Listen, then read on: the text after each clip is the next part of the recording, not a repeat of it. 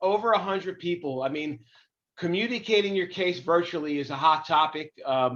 Communicating myself virtually is tough to do, as you can see.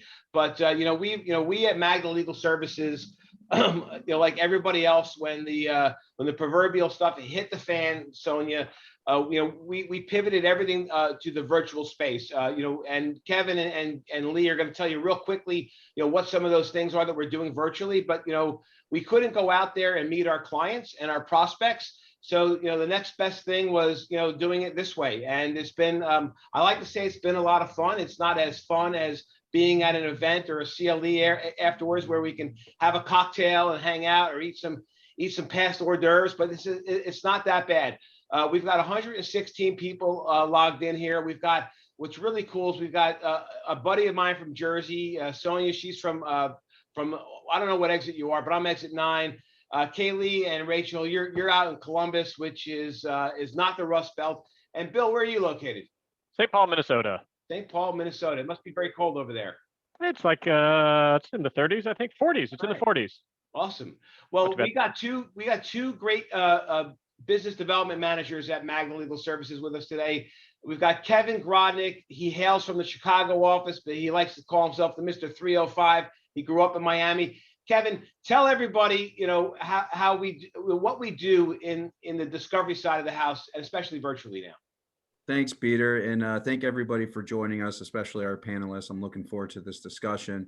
Early in discovery, we really offer 3 main solutions, first being document translations. And then as we move closer and farther down the discovery, we offer nationwide court reporting. In that court reporting space is really where we separate ourselves virtually during the pandemic. We offer a platform called Agile Law. It's the most robust platform out there where you're able to see your exhibit stickers being placed on your documents real time. You can also build a repository and share it with your co-counsel. I suggest everybody who has not used this platform for virtual depths to take a look at it. And also we do medical record retrieval. Those are our 3 main solutions early in discovery. Thanks, Kevin. And Lee, what do we do as we get towards trial? He's on mute. It's amateur hour for Lee. I was talking to my dog, sorry. Thanks to all the panelists for joining. It should be a great program. In terms of what we can do when we're gearing up for trial, and actually early case intervention, 2 main methodologies. We have the exploratory focus group, as well as the theme development or mock trial theme testing. And we actually have evolved with the times, and we have a patented online jury research called Jury Confirm. So all of our jury research, or most of it, has actually gone online during the pandemic. And we can conduct those jury exercises with jurors, as most people know, but also with judges. So retired judges can log onto our platform, and we can conduct virtual bench studies or virtual arbitrations. We can also help with jury selection, juror questionnaires, juror profiling studies, and we're conducting a lot of witness prep online as well. We haven't done it yet during the pandemic, but shadow juries are also in our bag of tricks. And lastly, social media. We can actually look at social media for either opposing counsel, opposing experts, or witnesses. So that about wraps it up for what we can do on the jury research and consulting side, Peter. I know, I'm not sure if you hit this or not, but visually speaking, visual communications is key with your case. Graphics is a big part of our toolbox. So you want to tell your story to the judge and the jury in a graphical way, where we can help you there. Well, Rachel, this is our 14th anniversary week after. We're 14 years young, and this is the first time I'm meeting you. I'm really excited to see the panel. So I'm going to pass the virtual baton to you, and I'm going to sign off, and we'll see you at the last hour. Thank you. Thanks, Peter. All right, welcome everyone. I'm really excited to be moderating such a great panel today to talk about a topic that I think is top of mind for all litigators these days. So I want to start by asking you all to answer a poll question regarding your relative positions in your companies or your firms. We're going to have a series of poll questions throughout the presentation today. And we'd ask that you answer those both because they're interesting and they're kind of fun, and because they're helpful for CLE as well. So just take a second and click the answer to which of those you are which best describes your position. And while you do that, I'm going to start introducing our panelists just briefly. So the panelists are a really exciting group, including Kailee Gould, who's Senior Counsel of Litigation at Cardinal Health here in Columbus, Ohio with me. Sonia Valdes, who's Vice President of Claims at Medmarc in New Jersey. And Bill Childs, who's Senior Counsel of Litigation at 3M and is in Gould at St. Paul. And then Dan Wolfe, JD and PhD, I think the most educated of the bunch of us, who's Senior Director of Jury Consulting at Magna. My name is Rachel Rodman, obviously, and I'm a partner and a litigator at Ulmer & Byrne, also in Columbus, Ohio. So we have two key objectives today. The first is to talk about the challenges of litigation in a virtual world, which we've all been experiencing over the last year, and which frankly, I at least don't see going away completely at any point after COVID resolves to the point where we can all be together again. And the second objective is to provide you all with practical tips and strategies for how to effectively communicate and persuade in that virtual world. Throughout, please make use of the Q&A function. You should see a Q&A box on your Zoom screen. Please put any questions in the Q&A box and we'll try to get them answered by the panelists as we have time at the end for questions. So getting started, and hopefully everybody's had a chance to answer the poll question. We all know that our world has kind of been turned upside down by COVID. Suddenly we've gone from in-person hearings, in-person mediations, in-person depositions to everything being virtual, or a lot of things being virtual. I'm sure we've all done at this point some virtual depositions. I've done a virtual mediation, virtual hearings. I know there have been virtual trials. And it is a very different world. I think we all can see the benefits of things like virtual depositions. I quite enjoy not having to fly across the country for what might be a small and quick deposition. But we all recognize the challenges as well of trying to communicate via a screen that looks a lot like this. So our four panelists today all have a wealth of knowledge and experience in dealing with virtual litigation proceedings. And we're going to start talking to them about that experience. So the first question, to set the stage, we're going to talk to each of our in-house panelists about what some of the key challenges are that they've had in communicating in this virtual world, and what are some of the successes they've had in communicating in a virtual world. We're going to start with Kailee. So Kailee, do you want to share briefly with us your general experiences in this new, brave new virtual world, particularly as it relates to virtual hearings, trials, mediations, depositions, etc.? Of course. Hello, everyone. Thanks for having me. And I warned the panelists, this isn't my briefest answer, so bear with me. I think it's important to give you guys examples of what I'm talking about. Short of trials, I've done everything else in the virtual setting. So lucky for you all, Bill here is going to talk a little bit about virtual trials. But I'm going to give the not sexy answer. I think we're facing the same challenges we've always had as attorneys. It's just exacerbated in the virtual world. So I believe we as attorneys and support and everybody in the legal community, we've got a lot of room for improvement on how we communicate. We could be the smartest, hardest working folks, but if you can't communicate, it doesn't matter. We tend to be a little bit selfish and think about what we want to say as opposed to what the audience needs to hear and how to convey that in the best way for them, which makes us unrelatable and less effective, frankly. And I just don't feel like we're breaking through in this virtual environment. People are craving connection and engagement. I'm not sure we're meeting the challenge. So I want to share some techniques. So the challenge is, I would say, and bear with me, I'm going to share my screen. Hopefully it works. Give me a thumbs up, somebody, that you can see a cute little visual. Okay, great. Two challenges. I don't think we're as effective as we can be, and I don't think we're building the trust, and that raises some eyebrows sometimes. But to me, whether it's decision maker, client, anybody, you've got to develop some sort of emotional connection with them to actually persuade and get them on your side. So I am going to bring 3 solutions to this brief intro. I think we need to be more relatable. We need to use visuals, and roadmap. So I'm going to give examples. Like I said, bear with me. I'm going to go fast. The first is how I introduce myself. So I actually gave a presentation that Dan Wolfe, a fellow panelist, sat through and said, wow, that was a really interesting intro. Instead of having someone ramble on about whatever achievements may or may not be out there. I talk about where I've been. I'm originally from Cleveland. I talk about the nonprofits that I lead, my leadership development company. And then I talk about personally that I'm sitting around watching way too much television and had a baby in last April, right? So those are some of the things. Just do it a little different, get people's attention and keep it. When I tell stories, I show pictures. So I couldn't show you, what I've used in mediation for obvious reasons, but if I'm telling you about my last trip I ever took pre-COVID, it was to Madagascar. That's Madagascar. And I would show you some brief pictures and just put them up there to let you see, wow, interesting. Now I'm a little more engaged in just having someone talk at me for the next 30 minutes. And maybe I'm a little more interesting, or at least developing some emotional connection with you. So that's kind of handling the visuals, being relatable. I'm going to hit the third, which was the road mapping. So I'm going to give you a few examples. This is an actual slide I used from that same presentation that Dan attended, so it should look familiar. But be absolutely explicit about what you're trying to do. Be a driver, not a passenger. Don't let folks come to their own conclusions. We're here to persuade. So I'm really upfront. Here are the 3 things I want to accomplish today. Even more, I talk about how long these things are going to take. Here's the journey I'm going to take you on today.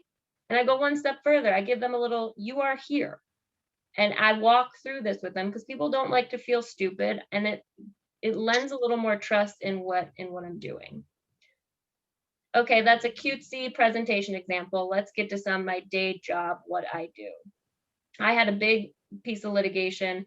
I had to brief the C-suite essentially. What don't they want? The litigation attorney coming in their door or having a call. I'm bad news. They think we waste time. We're lawyers, all the bad things. So how do I preempt that? How do I set the stage to be more persuasive and get more engagement? In my email, in the invite that I send, most people just put, meeting about whatever. I go a step further and I say, okay, here's what's going on. We've got litigation. Here's the goals for the meeting. And I put them right here. Update you. We need to align. And then I know you're important, so maybe you want to delegate this to somebody else.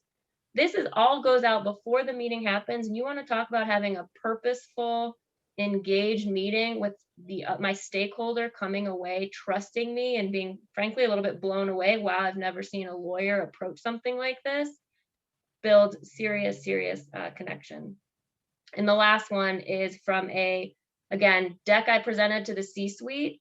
This is the first slide I showed virtually. I said, here's our goal of what we're trying to do today, identify and mitigate risks.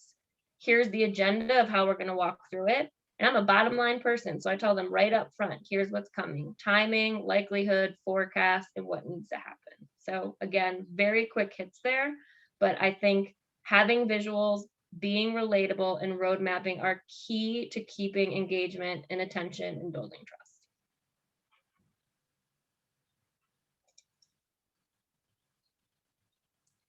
Thanks, Kailee. I love that. Actually, I want to steal that for all of my presentations from now on, especially the little gauge along the bottom about where you are here. I love that. Bill, I know you've had some experience in this. Tell us some about your takeaways on sort of benefits and challenges in communication in the virtual world. Yeah, so I don't have a presentation like Kailee's, which is fantastic, and I too am going to probably steal some stuff from that. So thank you. I have a couple of sort of key takeaways that I think I've learned over the last year or so, and just to give a sense of what it is I do. I oversee, among other things, our respirator and mask litigation. So you've been seeing a lot of things like this in the news, the N95 respirators. That's a business we've had for many decades, the respirator business, and there is, as you can see if you look at our quarterly filings, a couple thousand claims at any given time from our legacy business. I also am part of our efforts, and I've actually worked with sort of casually with some of Kailee's colleagues in the N95 fraud efforts, trying to go after people who are counterfeiting and engaging in fraud. In all of those things, the communications have been complicated, right? And so a couple of lessons that I think I've taken away from this, and I did have a trial, and I'll talk about that. I'll probably just kind of slide into that when I'm talking about this as well. When you're doing the electronic communications like this, especially if it's a thing you've done before. I think it's extra important to practice in as close to that form as you can. So we had a trial last fall out in Seattle, one of our respirator cases, and the trial was in person, but the jury selection was done by Zoom. It felt very much like this. We had about this many people on the screen as I am seeing, so about a dozen people at a time, and we were talking to potential jurors at their home, most of them. We had one guy who showed up from the front counter of his smoke shop. So he's selling rolling papers to people while also trying to answer questions. We had another guy who was standing maybe this far away from the camera, maybe farther, polishing what looked like a missile. And he never made a noise, never acknowledged that we were there, just every so often would glance at the camera until the judge hung up on him. But we were quite ready. Nancy Erfel, who's a fantastic lawyer at Gordon and Reese, was who picked the jury for us.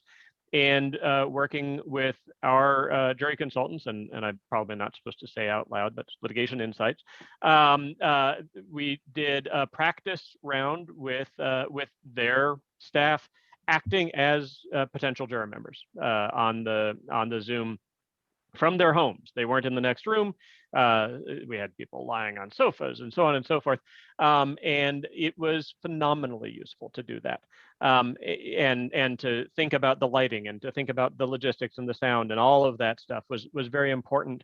And I think you can tell sometimes when you can't, when somebody hasn't practiced that stuff. I think it is, and I think this gets to some of what Kailee was saying as well, when you are presenting virtually, and again, the trial itself was in person, and I think it's even more important now in that context as well, to be efficient with the time of the people who are listening to you. And I think it's more important when you're in the video context, but even it is worth remembering where people are coming to your trial from, which is they're sitting and looking at screens and worrying about their spouses and their kids and their parents and their grandparents. And if they feel like you're wasting your time while they, especially if they're having to take a risk to come into court, that doesn't seem like a great idea. And so I think it is extra important to be efficient with it.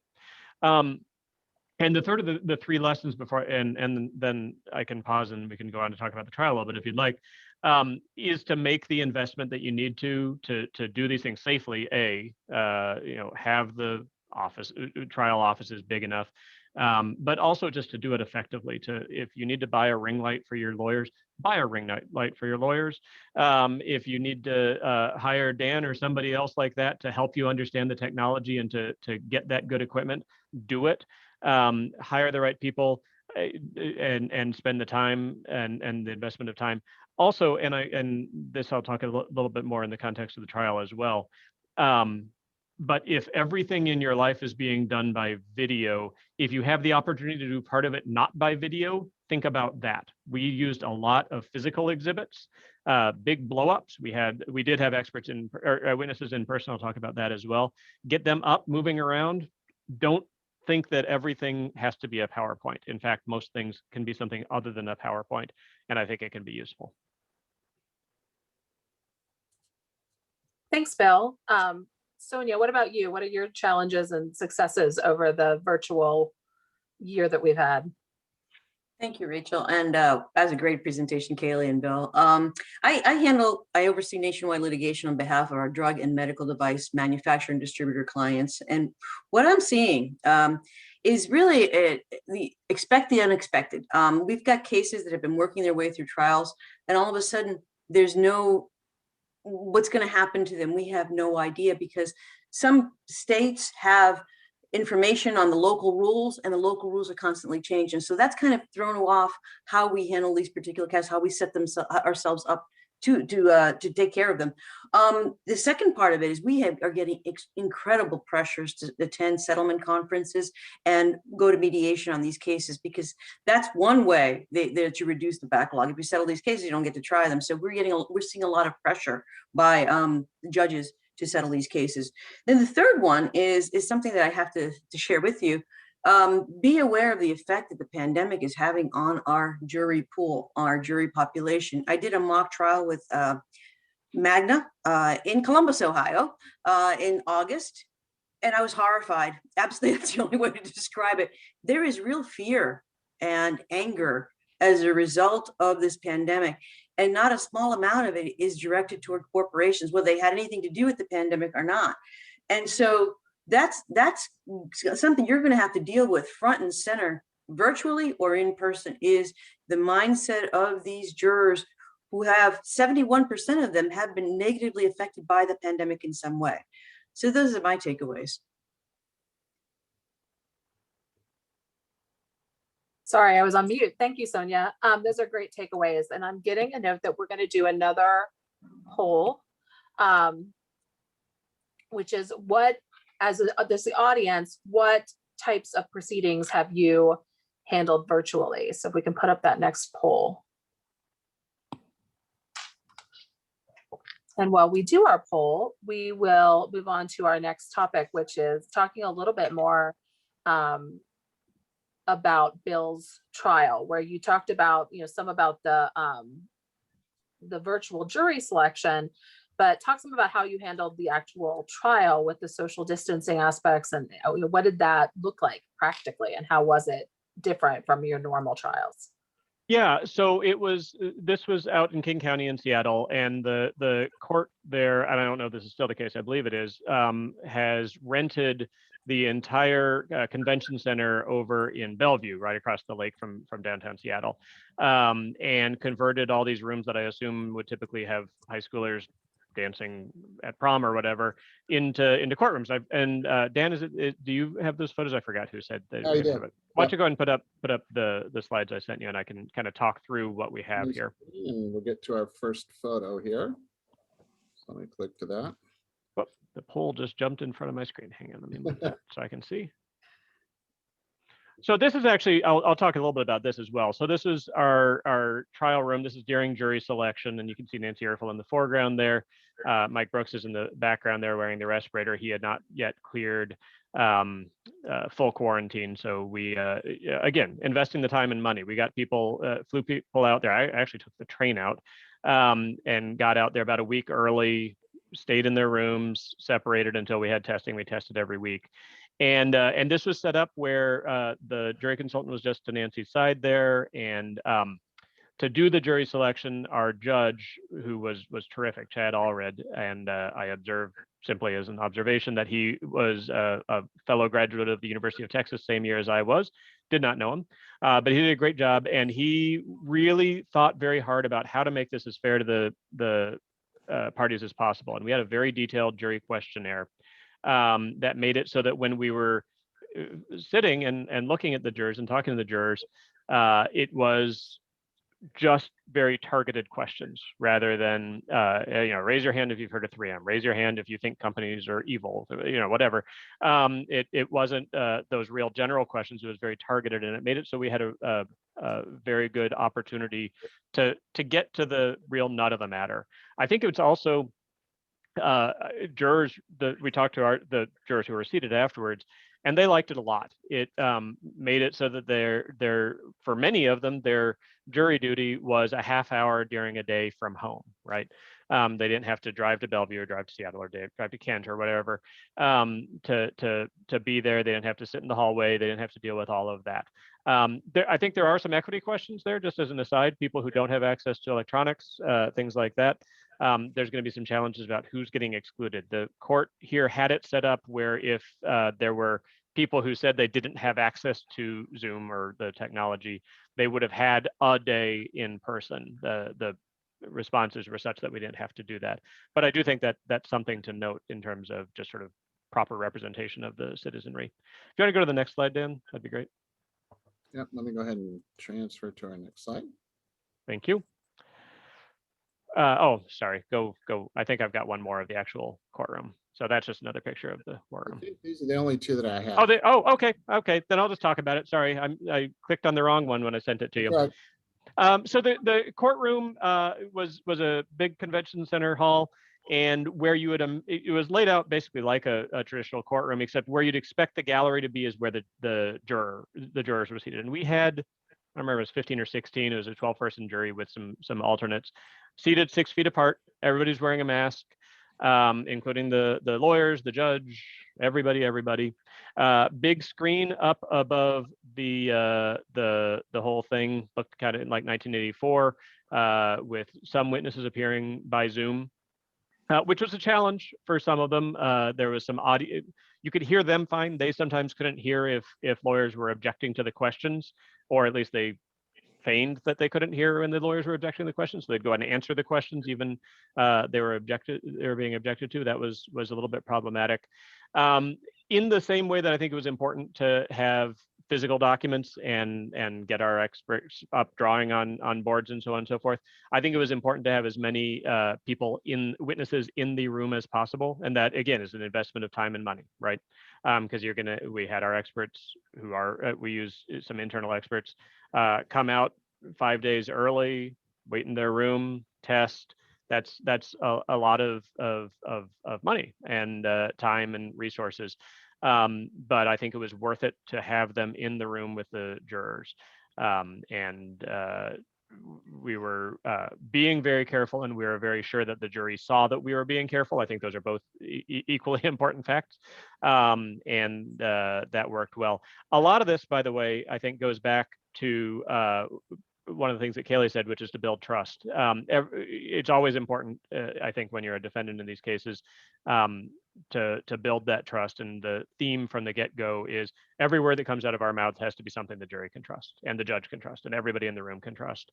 And I think being in person adds to that in some sort of vague way that I can't put my finger on. But I think it is an important aspect to it. And we won, by the way. So by definition, it went well. Excellent. I'm glad to hear a good story of a virtual trial, or partially virtual trial, yeah. COVID trial. Okay, we're going to shift and talk a little bit about depositions, which is, I think, probably what most of us have been doing most frequently virtually during COVID. And Dan, I know you have some experience, a lot of experience with virtual depositions. What are some of the tips that you would give us for dealing with the challenges of virtual depositions? And are there any opportunities in virtual depositions that we should be taking advantage of? Yeah, absolutely. Thanks, Rachel. And I did see a question from one of our participants about sharing documents and exhibits. So we'll make a reference to that in just a moment. So I'll pull up my PowerPoint here, and we'll talk about some of these challenges that we face in the virtual deposition world. The first rule here, I just want to state, is no cat filters. So I'm not going to show any cats. And I was flabbergasted, which probably most of you saw yesterday, that they were in a criminal court for a traffic ticket, and the surgeon was in his operating bay, and he was dialing in, and the judge was not too happy about that. So don't dial in from work. I guess that's rule number 2, because we've seen everything in terms of that. And I think, as all of you have noted, that our preconceptions are coloring our perceptions here.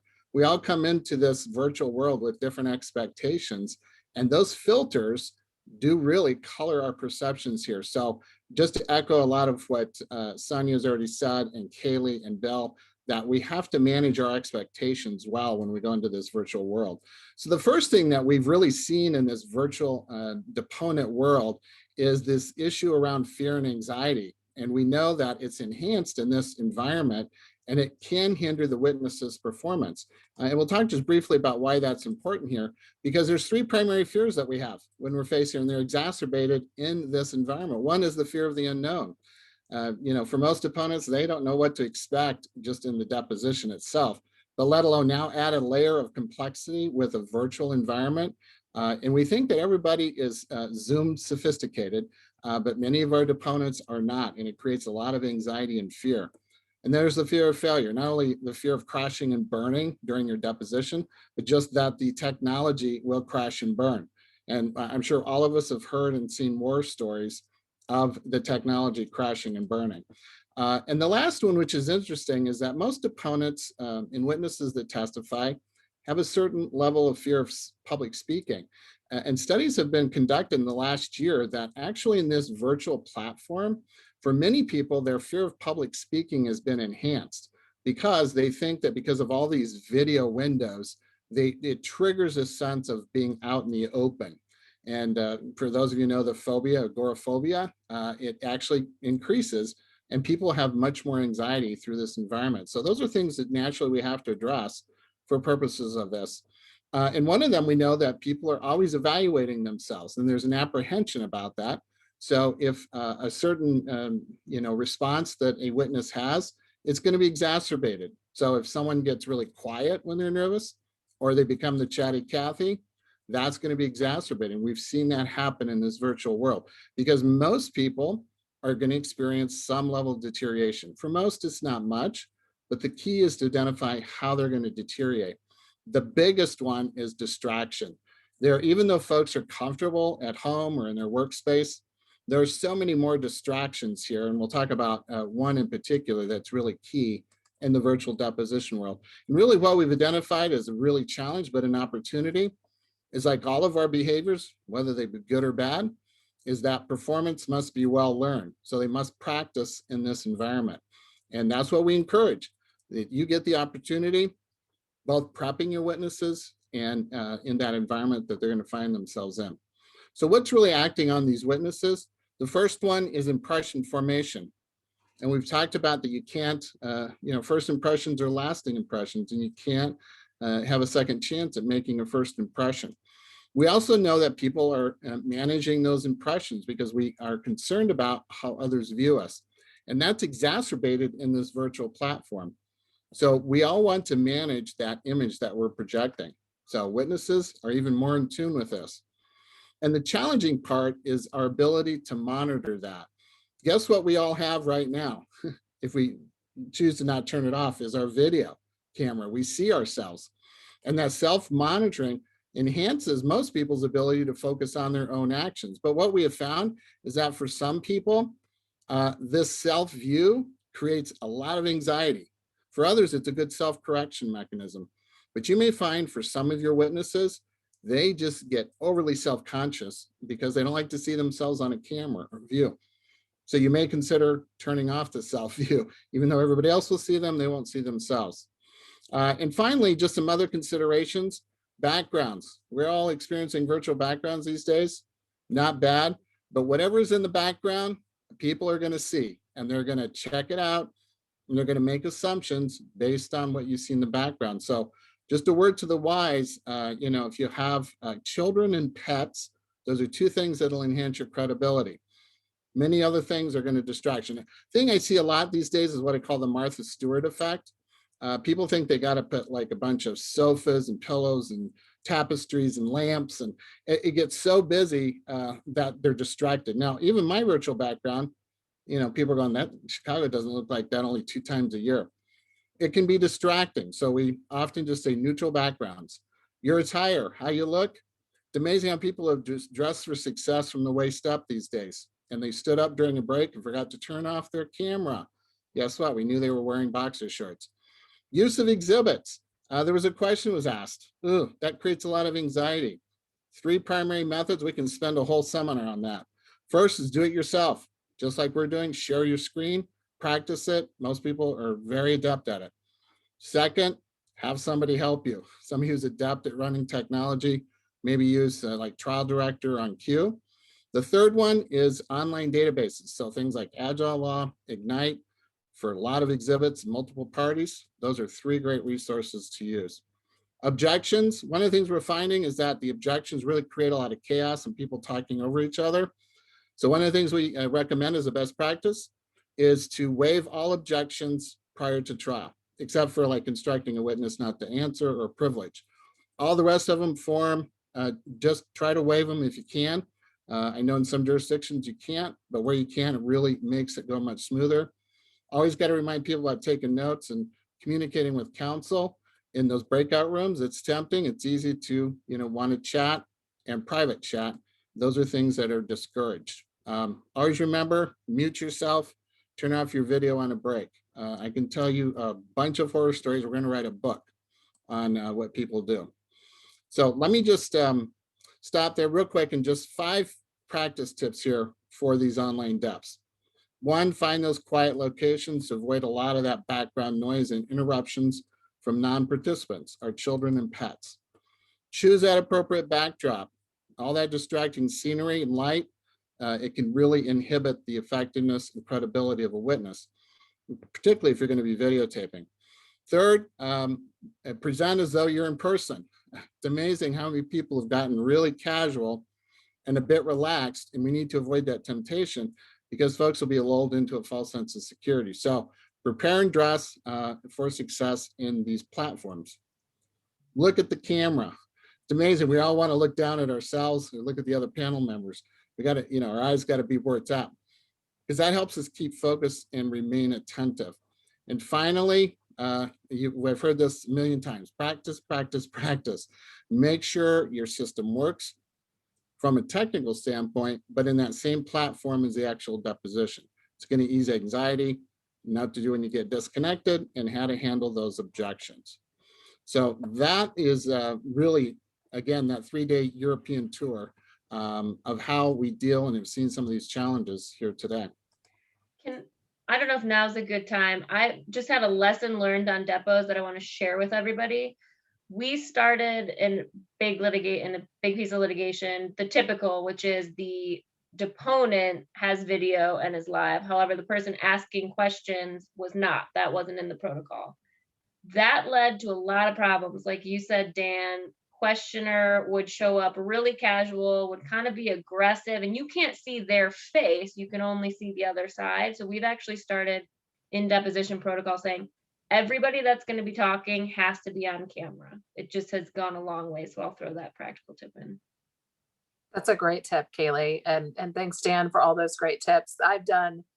Depositions are probably the thing I've done the most virtually. So I've done dozens of depositions virtually, and a few things I'll add that we've learned, sort of piggybacking on Dan, is you do have to prep your witnesses for a video deposition. So just like we would prep them for an in-person deposition, we prep them on Zoom. We talk to them about who's going to be in the little Brady Bunch boxes that they're going to see on the deposition.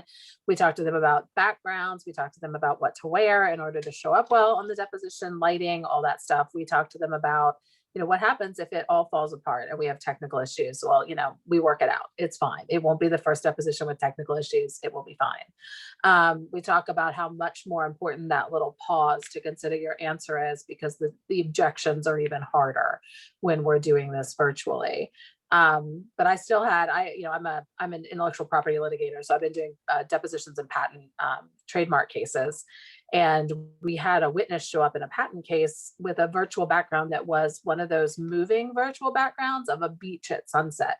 And it was delightful for me as the questioner to get to look at during the deposition. But, I remember telling my colleagues that I would have advised my witness to not do that. And I was a bit surprised that opposing counsel did not advise their witness not to do that, because this person's deposition will be played at trial, which is maybe coming up in the next couple months. And so he's going to have his deposition played with this virtual background and, the swinging palm trees in the background. And it's just not, maybe it endears him to the jury, maybe it doesn't, but it certainly wasn't kind of the safe choice that I would have gone with. So, the other thing I would add on the exhibits is, one thing we've been doing in a lot of cases is mailing physical exhibits ahead of time. So we send them in an envelope, a box, literally have them open them on camera so that they don't really get a chance to look at them in advance. But it's been very helpful in some of the patent cases for the witness to have that physical exhibit present in his, in his room, bedroom, office, wherever he's doing this deposition, that he can refer to, as opposed to having to scroll through big documents on the screen. And we have not had any issues where it's, it's clear they're opening the envelope. Generally, they're getting them the morning of the deposition, and it has not been a problem. Does anyone else have any takeaways on deposition specifically? I've got just a couple quick things, if that's all right, Rachel. Yeah. So I would add on, when you're talking about the importance of having cameras on everybody that Kailee mentioned, we've also had some situations where it is clear that somebody's answering a question, and then they notice that then you see them looking down and clearly reading something and looking back up. So we have occasionally had another camera that's of the entire room, which seems like it should not be necessary. And yet those things have stopped happening when we've had that additional camera. The only other thing I would note is sometimes it might be better to just find somewhere for your witness to be that is not their home. I have the advantage of working at a company that is very large and has offices and buildings in many, many places, and lawyers in offices in many, many places. So it might be good to hook somebody up with a conference room so that they don't have rock posters behind them, as I have, for example. What about our other in-house counsel? Is there anything with depositions in particular that you wish your outside counsel knew or did in prepping and taking virtual depositions? Oh, I would also say, and Dan, I understand why you say waive objections. Don't waive objections for me. Don't ever do that. Because there's too much useful information that the witness gets from hearing those objections. Just don't do that.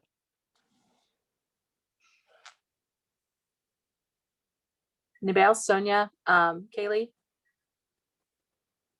All right. So as we start aspect of in-person jury trials again, what do you think the impact of COVID-19 is on the jury composition, you know, as we sort of go forward from here, even with in-person? So Dan, I know you've done a lot of extensive nationwide studies on these issues. What have you found about the impact of the pandemic on our prospective jurors? Sorry. Yeah, thanks, Rachel. Yeah, I'd like to share my screen here. We've actually conducted since about mid-March of last year. I know I keep saying last year now. It's hard to believe it's been a year ago.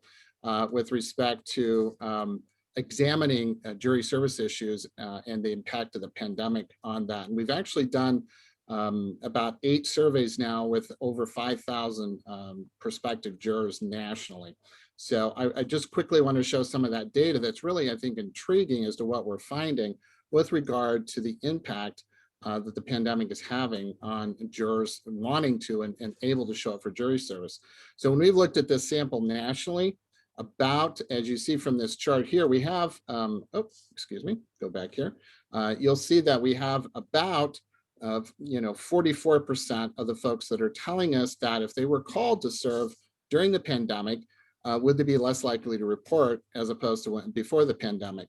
16% indicate they're not sure. So when you look at those two combined, it's roughly 60% are expressing at least some level of anxiety or unwillingness or inability to report for jury duty. 40% say we're there, we got the sanitizer, we have the mask, we're going to socially distance, we're going to be there. And as you see in the bottom left-hand corner, the primary reasons, not surprisingly, are health concerns. So those that are at risk or consider themselves at risk, or maybe just are more risk adverse, are just concerned about health-related issues. The other 3 really are tied to this financial impact that the pandemic has had on prospective jurors showing up. So when we look at who is it that's less likely to serve, and we've done these analyses, what's interesting is that the millennials, those younger than 35, have expressed a great deal of reluctance, not so much for health reasons, but for financial reasons. And this is not surprising because, as you may recall, 10 to 12 years ago, when we had the Great Recession, that's when a large portion of the millennials were entering the job market, and they got decimated financially because of low job opportunities. And now this is kind of a second whammy for them. So they're just, again, kind of getting back on their feet, and then we have this happen. So that's why that age group, that cohort, has expressed the greatest reluctance. And of that group, women in particular, because they've expressed that they've had to take responsibility for childcare and e-learning, kids being at home, and that's really impacted their ability to be in the workforce. We've also seen this political element creep in here, and not surprising because how politicized the pandemic has become. Democrats are telling us that they're not going to show up. So this paralleled what we saw in many respects in November in the elections between Democrats and Republicans. Not surprisingly, those with lower household income or those economically disadvantaged, those typically are higher attrition, but we're even seeing a much greater impact here. And then again, because of that age cohort, people that have young children, homemakers and students. And what's interesting is that many of these are stereotypically those plaintiff characteristics. So we look on the flip side, who's least hesitant to report. We see a clear political issue fallout here. So Republicans and independents, those that are older with adult children, and they're more stable financially, employed full-time, stable retirement. And then again, many of these are stereotypically defense-oriented characteristics. So it's really interesting how that's impacting the composition and maybe strategies. What's really interesting is this notion of crisis fatigue. We're seeing that because of all these disasters that we've had, natural disasters, all these political unrest, racial unrest, people have just become immune to calls for help and government warnings, as you can see reported here. And people are telling us that they just feel very vulnerable right now. And it's not surprising given all these crises. So it really leads into some of these reptilian strategies. So when we ask people, do juries need to be the guardians of the community by forcing companies to change their bad behavior with large damage awards? As you can see here, 84% agree with that proposition. So this is also kind of a blessing in disguise for some people, if you have a contributory negligence claim, that they're really focusing in more on personal responsibility, because there's been a lot of attention to that. So what does this all mean in the end? What we've kind of concluded currently, again, in general, many of the potential jurors now are just much more vulnerable, both health-wise and financially, than they ever were prior to the pandemic. And again, these can make them friendly. But what we've seen in the trials that we've monitored, both virtual and in person, that those most vulnerable or risk-adverse individuals, they either are less likely to show up for jury duty, or they're less likely to be seated, because judges have been very liberal in those cause challenges because of what they raised. So again, those are some really just kind of big picture takeaways. We've got a lot more data that's industry specific if anyone's interested. But again, these are kind of some of the big picture takeaways that we've seen. Sam. So I think there's a lot of thought about how the pandemic has forever changed how we communicate, how we handle litigation. To what extent, I'll start with you, Sonia, do you think that some of the changes we're seeing with how we handle litigation proceedings are going to be permanent? Well, interestingly enough, I was looking at Seattle in preparation for this presentation, and the federal court sitting in Seattle, Western District, there's a judge there named Marcia Peckman, who has presided over 20 virtual trials. She's a leading expert on virtual jury trials, and she thinks that it will,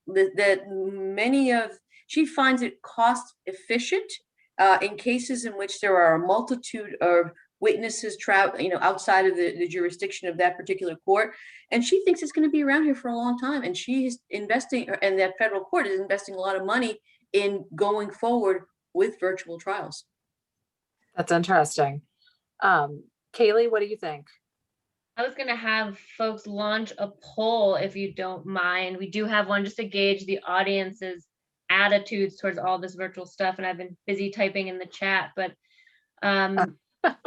I think it's going to be a really interesting dynamic. I think clients are seeing a lot of cost savings, yes, but also that we're working more efficiently. It goes to Bill's point of, as the audience, the client, I don't want my time wasted. And instead of having a bunch of lawyers flying in from all over the country to do this all-day meeting that could probably happen in an hour or two, I think clients are going to be in favor of more virtual. I think law firms are going to need to adapt and figure out how to maintain those client relationships in this new forum. And to me, the big question mark is courts. And we're actually in our forecasting for next year's process already, fun in-house stuff. But that's the big X factor. Is there going to be a log jam that breaks? And all of these courts are going to want clients with outside counsel flying all over the country. I hope not. I think we've shown there's more efficient ways to do it, but who knows where the courts will go. Yeah, great. Bill? Yeah, very briefly, I think virtual stuff is here to say on almost everything. I am skeptical of jury trials by video, but bench trials, arbitration, somebody mentioned mediations earlier. I've done some mediations.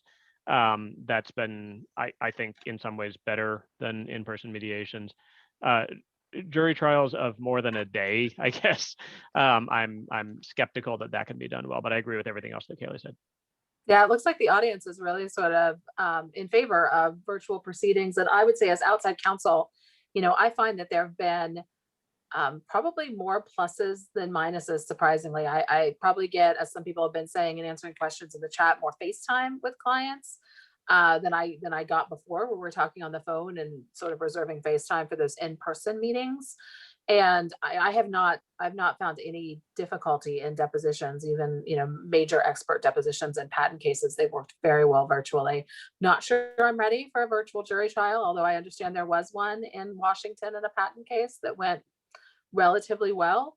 But there are some things you have to do in person, but I do expect as an outside counsel to see our inside clients really wanting us to save money where we can. And does it make sense to fly across the country to take a deposition that could be done via Zoom? That's a big cost difference, and I don't think a lot of depositions warrant it.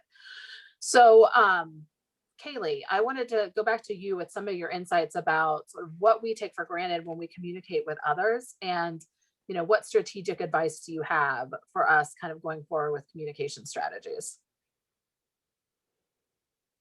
I think you might be on mute, Kailee. I was gonna say, of course, I have slides because I'm practicing what I preach here. Oh, and I did the bummer thing, so bear with me while I click through to get where I need to go. Yeah, again, I'm gonna bring it back to, I'm gonna give you a framework that I think all of us have kind of signed off on today, which is think about who you're talking to in your audience, put yourself in their shoes, right? They're afraid of COVID. Where are they? I mean, all of that. You need to be thinking about them instead of yourself. What do you want to accomplish? Clarify your purpose. And what's the best way to get it, right? That road mapping, those visuals, make it really easy. And I'm going to give you, I know we're short on time, but this example usually resonates with people. We're talking about these big events, trials, depositions. I want to remind everyone, I think Amy in the chat asked a really good question about the day-to-day interactions we're having with clients and our teammates. So I'm going to use a day-to-day example, which is my inbox. So here's a true snapshot, names and stuff changed. And the gray box is just how my viewer is set up. So when I look at my inbox, this is what I see, right? And I'll take the gray away. It doesn't get much better. Forward, Rodriguez. I don't know, is that a case? Is that a person? Activity and case. Not much helpful stuff here, right? Not building trust, not being effective communicators. Let's go to my outbox. I'm not perfect, but I think we'll see some differences. Please read, updates, FYI only, high priority, another please read.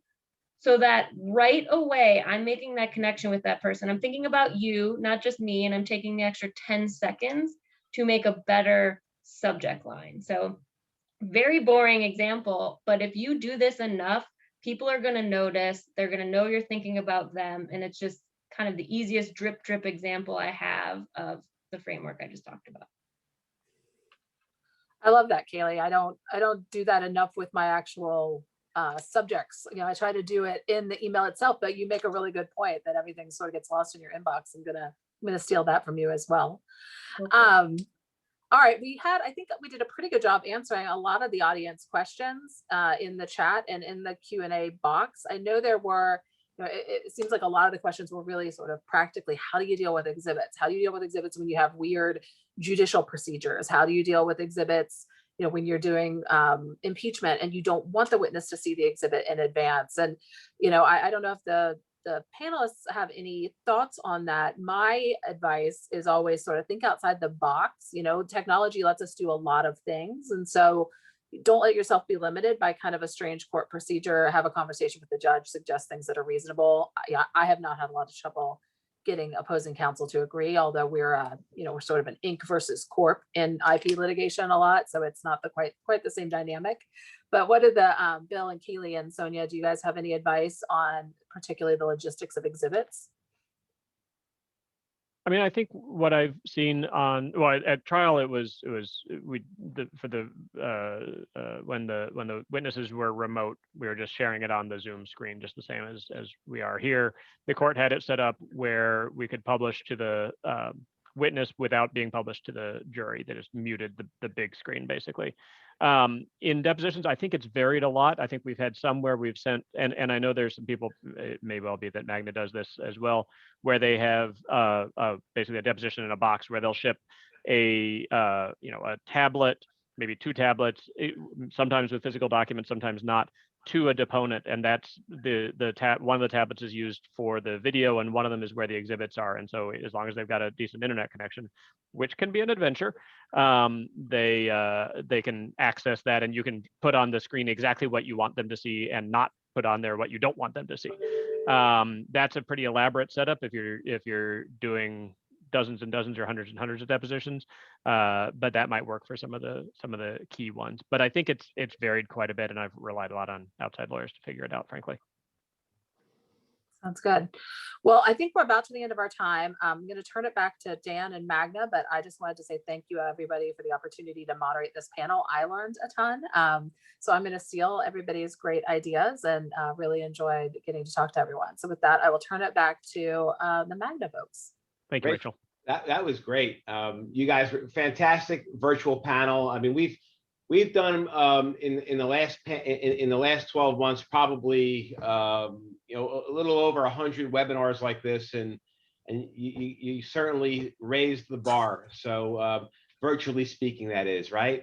I know that there's one more poll, Dan, that you want to pull up for the folks for the CLE credit. Is that correct? Yeah, I think it's actually, Kirsten's going to pull them up. I think it's 3 questions. All right, there we go. Here are the questions. Good feedback for us, but also it indicates that folks have been here through the program and acknowledged for CLE credit. In other words, Dan is asking for a good rating.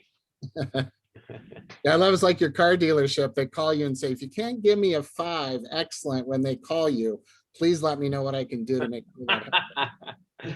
All right. Well, while everybody's doing that, I just want to say one more time, thanks. Thanks. You came in, Bill. You're from St. Paul. Stay warm. Sonia, you're in Reston, but you and I we're Jersey folks. I'll see you at Greasy Tony's or Stuff Your Face. And I'll be out in Columbus, Ohio soon. I've got a great friend out there, and I want to go out and visit. I want to just get the message out clearly to everybody that's listening right now. Virtually speaking, when we're virtually communicating your case, when it comes to our litigation support services, deposition services, we are not charging for any of these support services. So when you want to conduct a deposition virtually, you don't have to pay for any of the platforms, any of the tech support, any of the moment-to-moment monitoring. Kevin and Lee, we're going to provide that free of charge until this pandemic ends. And you're right, Bill. You know what? There's going to be a big, long hangover effect because everybody now is an expert with Zoom or Microsoft Teams or whatever it is. So there's going to be a lot of depositions that are going to continue to take place. So I can promise you this, that we're going to really reprice and rethink how we position this service once the pandemic is over. But, please write this down. During the pandemic, there is no charge for Magna's virtual platform. Am I getting that message out, Rachel? I want to make sure because I'm not really a good messenger here. There is no charge. No charge, right? Virtual platform during the pandemic. Yeah. Sounds like a great deal. Yeah. And then last but not least, and this is an invite to all of you here, is we are going to be hosting, hopefully, our first bricks and mortar event, a CLE CE event. Normally, we do a fundraiser for Children's Hospital of Philadelphia. It's a competitive event where attorneys actually compete like the TV show Chopped, except they don't cook up a meal, they cook up a case. We're going to do maybe a mini event in June in Atlantic City. Stay tuned for that. But I feel really bullish. We have an awesome role play program called Battle of the Experts, where a bunch of experts come up on stage in front of a judge and a jury, and they take direct cross-examination from some really top-tier trial attorneys. And I would love to see you, Bill and Sonia. You've been there before. Maybe you, Dan. Definitely you, Kailee, and for sure, Rachel. Come on down and be part of the program. And everybody else, stay healthy, stay safe. Kevin and Lee, any closing comments? Did I miss any kind of sales pitch for you? You hit them all, Peter. All right, I did a good job. All right, listen, stay healthy. I hate COVID-19. Thank you so much. Good night. Bye-bye. Thanks, everyone. Bye-bye. Bye, Danny. Bye, guys. You did a great job. I love your shirt. Thanks.